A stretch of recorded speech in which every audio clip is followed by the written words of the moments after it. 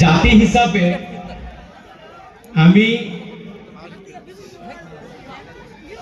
যি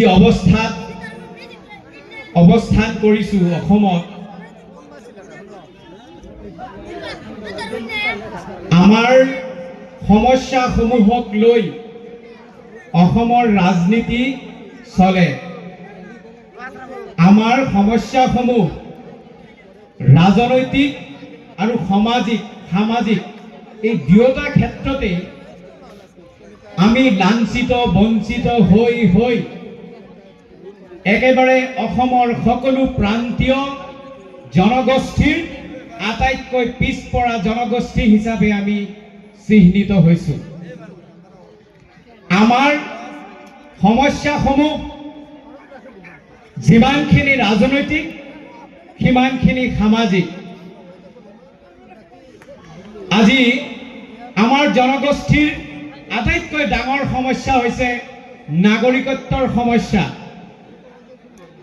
যিখন দেশত আমি বাস কৰিছোঁ সেই দেশত আমি নাগৰিক হয় নে নহয় সেই প্ৰমাণ আমি আজিও দি থাকিবলগীয়া হৈছে।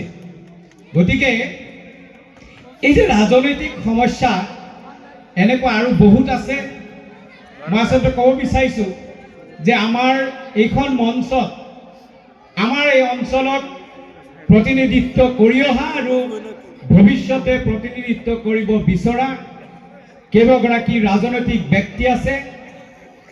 মই ইয়াৰ জৰিয়তে তেখেতসকলক অনুৰোধ জনাম যে আমাৰ এই প্ৰান্তীয় মানুহখিনিৰ সকলো সমস্যাক আপোনালোকে ভৱিষ্যতত ৰাজনৈতিকভাৱে সমাধান কৰাৰ এটা বাট মুকলি কৰিব। আৰু সামাজিকভাৱে আমাৰ যিখিনি সমস্যা আছে, বহুখিনি সমস্যা পূৰ্বৰ বক্তাসকলে আলোচনা কৰিছে, মই দুনাই নকওঁ। সেই সমস্যাখিনিক আমাৰ এই ক্লাবৰ যুৱকসকলে ৰাজনৈতিক প্ৰতিনিধিসকলৰ সৈতে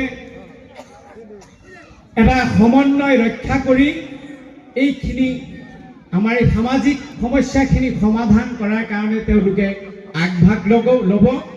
আৰু আপোনালোক এই অঞ্চলৰ সচেতন ৰাইজ হিচাপে নিজৰ সমস্যাক নিজে সমাধান কৰিব লাগে বুলি এই ক্লাবৰ যুৱকসকলক সহযোগ কৰিব বুলি আশা কৰি মই মোৰ চমু বক্তব্য ইয়াতেই সামৰিছোঁ। ধন্যবাদ।